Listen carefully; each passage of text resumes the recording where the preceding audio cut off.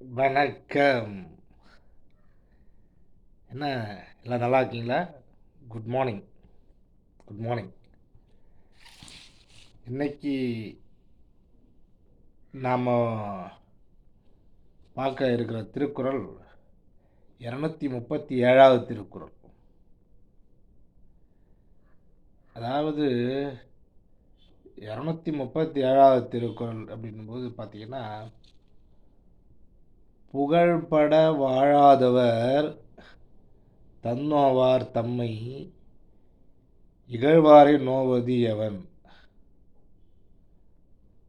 இதுக்கு கருத்து பார்த்தீங்கன்னா, தமக்கு புகழ் உண்டாகும்படி வாழாதவர்கள் தம்மை நொந்து கொள்ளாமல் நம்மை இகழ்கின்ற உலகத்தாரை நொந்து கொள்வது எதற்காக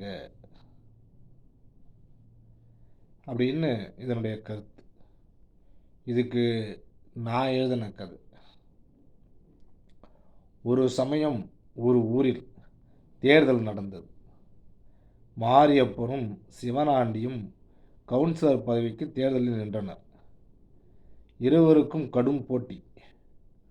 ஒரு நாள் மாரியப்பன் ஜெயித்து விடுவார் என்றும் இன்னொரு நாள் சிவனாண்டி ஜெயித்து விடுவார் என்றும் ஒரு வதந்தி.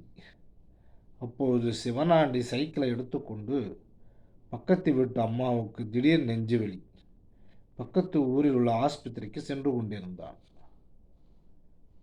அப்பொழுது எதிரே மாரியப்பன் வந்தான். சிவனாண்டி, நான் ஜெயிப்பது உறுதியாயிடுச்சு.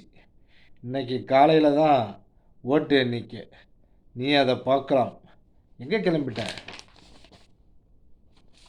உடனே சிவனாண்டி, மாரியப்பா, என் தேர்தல் வேலை முடிஞ்சுது.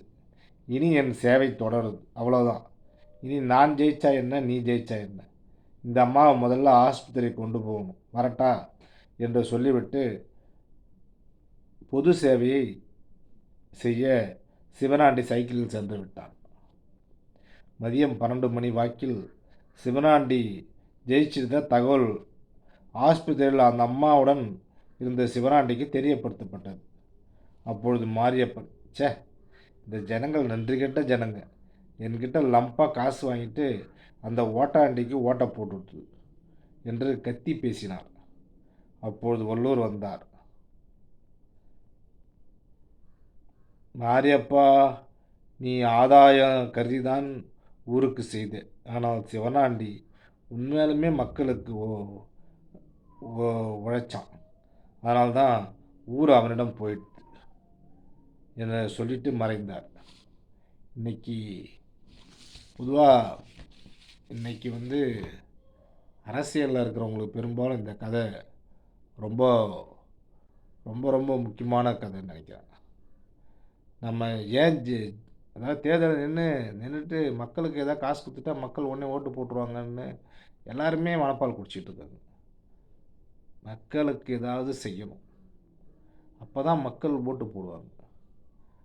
அது எந்த கட்சியாக இருந்தாலும் சரி, மக்களுக்கு நல்லது செஞ்சிங்கன்னா மக்கள் கண்டிப்பாக பலன் கொடுப்பாங்க.